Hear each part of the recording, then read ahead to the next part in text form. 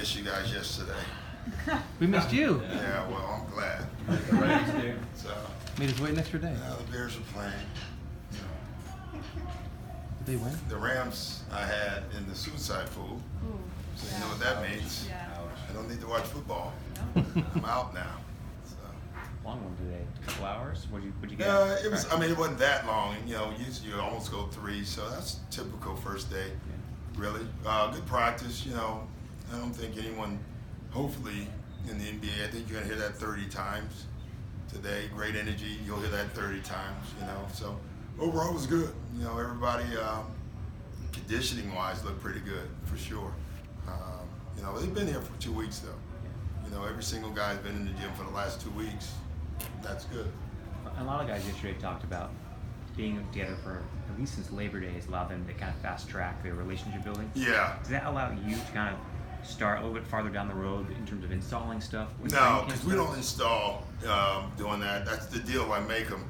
That's why I've had success getting them into the gym. I promised them I will not come out on the floor. I don't necessarily say my assistants won't come out on the floor, but that's part of the deal. Like, you come in, you guys, you know, we'll organize you to play basically pickup games. We'll tell them stuff like philosophy-wise, we do that. You know, it's not how we want to play. This is how we want to play. But we don't go out on the floor.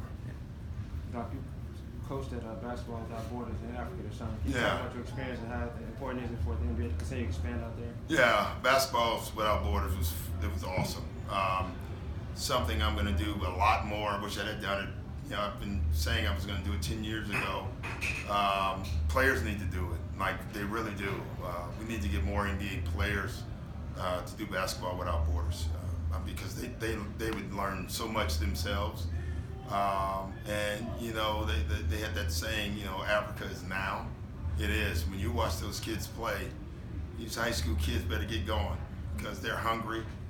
They want to make it. You know, the NBA Academy is over there. You know, they basically take the 24 best players on the continent and put them in, they school them, they teach them, they give them NBA coaching. You can make a guess that all 24 of those guys are going to be in the NBA or close to it. So it was the best experience I've had in a long time. How much did Kawhi do today? He said yesterday that his load management will be different this year than it was last year. Yeah. Most of the all the skeleton work. You know, we didn't want any contact from him, and obviously Paul. We're in no hurry with that. But other than that, he was on the floor the entire time. Conditioning-wise, it looks pretty darn good. So I don't think we had a guy today that you would say, and that's including Paul, that you would say needs more conditioning, at least yet. Now, after the first game, we'll be saying they all are out of shape. Have you seen anything in terms of the chemistry that this team has? A lot of them touched on it yesterday. They've started, you know, the group chat, the fishing trip. Yeah, you know, you just don't know. Chemistry's easy right now. You know, it really is. That we've had no adversity. We haven't lost a game. Minutes haven't been dispersed. You know what I mean? So everybody gets along. You know, my guess is after the 3rd or 4th preseason games, when some guys are seeing I'm not getting as many shots or I'm not getting any minutes, that's when the chemistry starts. So we'll know more. You know, right now, yeah, they like each other. There's no doubt about that. And that's good. But what they are also is they're very competitive. That's good too. Like, it's good to be competitive, go at each other, be physical with each other, and then still like each other. That's a good sign. There was news today that Russell Westbrook's not going to play the first couple games of the season, including the Thursday game. I think this year is going to be more like the quarterbacks. Yeah. And I'll let you figure it out from there. You know, as I told the story, I think it was a week before the season, I was at dinner with Golf, and we were just talking, because I haven't watched a preseason football game in 20 years. And I said, how have you been playing? He said, I haven't played. And I said, what do you mean you haven't played? He said, I haven't thrown a pass. I have a feeling that the NBA will be following in those footsteps. Not to that extreme, but maybe. We'll see. We shouldn't expect to see Kawhi and Hawaii playing. Yeah, if you're at a practice. Sure. I'll answer it that way. Yes. And I'll let you figure it out from there. Hey, Coach, as we know, the guys have kind of been doing a lot to kind of come together as a team already. Yeah. Can you coach cooperation, or how do you coach cooperation? Well, you don't win without cooperation. So obviously you have to coach it, but you have to get it as well, you know, and give it, you know. So again, that goes along lines with the same chemistry thing, though. You know, it's just you know, it's something taught during the year, and you know, more when you need it, you'll find out who wants to do it and who doesn't. You know, same thing with sacrifice. But I always tell our guys, sacrifice is not giving up something; it's doing something for. You know, you're not giving up something; you're doing something for your teammate. So that's the way we look at that, and same thing with cooperation. Hey Doc, you were just recently on the Woj pod with Spoelstra. Yeah, that was fun. And you talked about Pat Riley and how he motivated you. Yeah. And I don't recall the wording, but you said he would make you believe in a certain way that you were a champion. Yeah. How do you do that for your players? Depends on your team. You know, with Pat's, you know, I thought his secret was he made you believe there were no agendas. You know, the only agenda was to win. And so that kind of took all the other, like you were talking about, cooperation.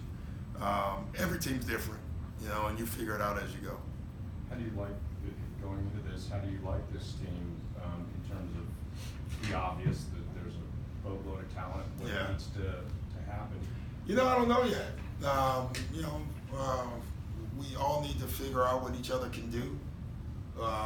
We all need to figure out how to stay out of the way of each other and allow them to do that, you know. And, you know, after that, I guess the whole role thing, you know, understand what their roles are, you know, but we got to play a little bit before we even understand that. So I love our talent. I can tell you that. I love our length, you know, and I love how versatile we can be. We can throw out so many different lineups that can make us. We can be big, small, quick. You know, defensive minded, all shooters. You know, that's a nice thing to have. It really is. Pat Beverly yesterday really talked about. Pat talk. He was great. Oh wow. He was very articulate, and he really talked about keeping his emotions in check. Well, that's not gonna happen. Were you in his ear about that? No, I don't care if it does happen. Honestly, you know, listen, you have to play with your emotions. Each guy, some guys don't show them, and they're better that way. You know, Kawhi. You know, some guys need them to be better. And Pat, you know, there's a difference between being emotional and playing with emotion. You know, we want him to play with emotion. We don't want him to be emotional. You know, and so we'll see how that goes. How do you incorporate PG and Kawhi into your system, and how do you take some of the things they do best and see if it meshes with what you do? Yeah. You look at what you've run, not just last year. You look at what you've run for the last 21 years. You try to figure out, okay, 5 years ago, this was a great set for Paul Pierce. Well, clearly those two sets would work for those two guys. So you bring that back. I haven't had a couple of those sets in literally 5 years. You know, when's the last time we've had a three like that? You know, so you know, and then you look at what they've done. You know, Paul George has done a lot of things. You know, where it's you know, pick and pop things that we used to run a lot, but kind of went away from it. We got Sham. We started running more of it again last year, but never really was able to put it in. And now we'll be able to put it in before camp. Before the season starts. So, and then you put it all together. How much did Paul do today? We saw him out there when we came in. He did everything other than live. Okay. You know, like he looks great. Like if you, from a lay person, and I feel like I'm a lay person when it comes to medical, even though I'm a doc. All right. When you watch him, you would never know he was injured. I mean, that's how good he looks. He does not. He shoots. He's dunking, which they told him he couldn't do, and he did it 2 or 3 times. And someone had to tell him, "Don't do that." But he knows he can. But you know, but he's shooting it. You can tell all the strength is back. That was my next question. How careful you guys have to be with him, and and making sure he understands, stop dunking the ball? Well, I think we can live with the dunks. What we can't live with is him playing, like trying to sneak into action, which he clearly was trying. We're just not going to allow it. Could he? I honestly probably could, but it's just, we're not going to have it. Doug, if you went to Santa Barbara or San Diego for camp, there'd be a team bonding thing. What do you want to accomplish by going to Hawaii? Same thing. It's just team bonding, getting away from everything, even families, just kind of eating together, riding the bus. It sounds trivial, but those rides are invaluable, doing it 2 and 3 times a day. You're sitting there talking.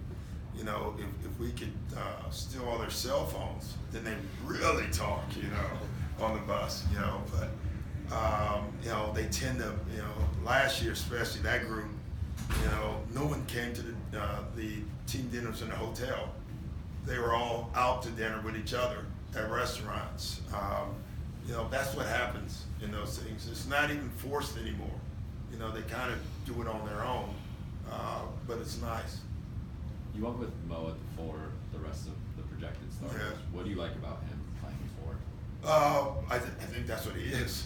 He can play 3 as well. What I love about him, and every day it's going to be a different lineup, so don't read into that. But I like the fact that when we have him on the floor, you can switch. Obviously that's if Paul and Kawhi are playing. You can switch 2, 3, 4, and they're the same size. That there's not many teams that can literally do that, and you can't say, I guess Kawhi, Paul, Mo, who's the better defender? That's pretty nice to be able to have that. And then offensively, Mo has the ability to make some threes, but he really puts the ball on the floor well. So he gives us another guy that can attack. But then Jermichael's a different type of four. He spaces the floor with his 3-point shooting. You can switch with him. He's just not Mo defensive. Kawhi and PG have obviously traditionally played the 3 at least the last few years. Yeah. Have you decided whether you're going to put the other one at the 4 or the 2 yet? I don't think we've had a position in 10 years. So, literally, other than if you have a traditional point guard, I'll say, well, he's the point guard. Obviously, he has the darn ball in his hands. This year, we're going to even try to stay away from that position as far as calling out. The only position we'll know that you'll be positive is the 5. Like Zoop's a 5. I'm positive of that. I think you guys should be as well. Trez is a 5. You actually could play some 4, but he's more of a 5. Other than that, if you watch practice today, you really most of the time wouldn't have known who was the 1, who was the 2, who was the 3, who was the 4. That's what we want to try to do. Now, getting goal, how much did that add to your quality of depth? Oh, it's huge. It's funny, you didn't think about it much on the night we did it until about a month ago when we started meeting the coaching staff. You start thinking, oh, we got more heart. We have more on our team, and then you watch what he can do. I will say I had a scout living with me all year about Mo. Seth Curry played with him last year, and so and they were very close. So I got a lot of information about Mo that I will be using, good and bad. Paul said that he thinks this team could be, the first time in a long time that fans will look to the defensive side as opposed to just the offensive side, the versatility. Do you agree with that? And how versatile can you guys get in terms of? I don't want to recreate the wheel. I just want us to be good defensively. But I don't know the answer. I literally don't know the answer to that. We should be good, very, very good defensively once we're all healthy and going, but we'll see. What metric would you be using to grade your defensive tactics? When the other team's not scoring. Really, but I think we can not only be just a good defensive team, we can be disruptive. Last year, we were solid defensively in the second half of the year, but we never could disrupt teams. Pat could irritate teams, but we couldn't, we wasn't disruptive. We couldn't get our hands on them. We were small. So, I've been a bit deflection coach, and, I had to lure I mean, at some point we just couldn't get enough deflections. Today, especially when they were all on the floor and you kept seeing the arm length, and we're running like a shell drill. The drill's over when someone gets their hand on it, and we had to change it because everyone kept getting their hands on it, so we wasn't getting enough work. You realize how long you are. So that would be something to watch for sure. Is Paul more especially compatible with, you know, a team like this, or, you know, he's considered a superstar, but I think, you know, he's had a career where he's been able to fit in a bunch of different places. Yeah. What is it about him that makes him kind of that, you know, plug and play kind of guy? Well, I think the great superstars do fit. You know, the greatest winner in the history of the game, when you can make a case, Bill Russell was the best role player in the history of the game at the same time. You know, he always talked to us in Boston about being great is being great and then allowing the guys around you to still be great as well. But he used to tell us, if I can only be great and it takes away from you being great, then I'm not doing my job. You know, that's to me Paul in a nutshell. He's learned how to still be great, but allow you to be great as well. You know, that's the key to. Some great Paul defensive. obviously has had a much more devastating injury than this one. Yeah. Do you feel he's one of the players where you have to kind of protect him from yourself, and just in terms of bringing him along? Yeah, I don't, but the staff does. You know what I mean? Like I've given up that side of it long ago. I literally, whatever they tell me, I just say okay. I realize I'm not smart enough to judge. You know, but they'll tell me for sure. Like they were watching him today. Every time he did something, there was 3 guys standing there, and they were making sure he didn't do much. Because the problem is you've been great, and then all of a sudden you get out with these guys, you know, and you want to get competitive, and that's where we have to be careful with him for sure. Some of the great defensive teams you've been part of, the Dick Harder Knicks or the Celtics, did those teams, or whatever the teams you were on that you think were the best defensively, do you see those elements with this team? You've done some research. Well, you talked about really Dick Harder last year. Yeah. Do you see elements of those groups with what this team could do? Yeah, I just think both teams, before you even started, they had this, I don't know what the word would be, team toughness. Like when you looked at that Knick team, before Dick Harder got his hands on them, you looked at Charles Oakley and Anthony Mason and Patrick Ewing. I like to throw myself in there, thank you. Greg Anthony and John Starks. You kind of said, before they even started, that's tough dudes. Same thing in Boston. You know, not as much in Boston you can make a case, because I don't know if you looked at Rondo and Ray and Paul, but you looked at Kevin and those other guys. The same thing with this. Now you got to do it. So, Sham, you coming up? Is Sham doing the interview today? Sham, are you a 1, 2, or 3? That's the answer. There's your answer right there. That's what I want. So. When we talk about the defensive identity of this team, we often talk about Mo and Kawhi and PG and Pat and some of the perimeter guys, but how do you feel about the interior defense with Zoo and Trez? Zoo is perfect at the rim. Like, and I didn't know that until I had him. It was funny, when we made the trade, I was looking at him more as what I remember him with the Lakers as a roller, catching it and dunking. I didn't see the defensive part at all. And then when we got him, you realize how big he is. I mean, he's just a big dude, and he does a great job of staying vertical. So he is fantastic. Trez does it a different way with his quickness and his shot blocking and his toughness. So I like it. Doc, Trez had such a breakout year last year. Yeah. And he's one of these guys who plays ball all summer. Yeah. Why is that important for a guy like him, and what do you expect? It is who he is. You know, Lou did that for his first 10 years. You know, there's certain guys that play every day. There's certain guys that don't touch a ball until a week before camp. You know, Trez is one of those guys. But his last 2 years have been breakout years. 2 years ago, he had a breakout year. Then he had another one last year.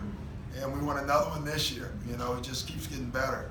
But give him credit, like he works, man. He really wants to be a special player, and I love that. The other thing he gets no credit for, he doesn't mind where he's playing. You know, he comes off the bench. You know, of course he's playing with Lou, so he's no dummy. All right, guys, thank you.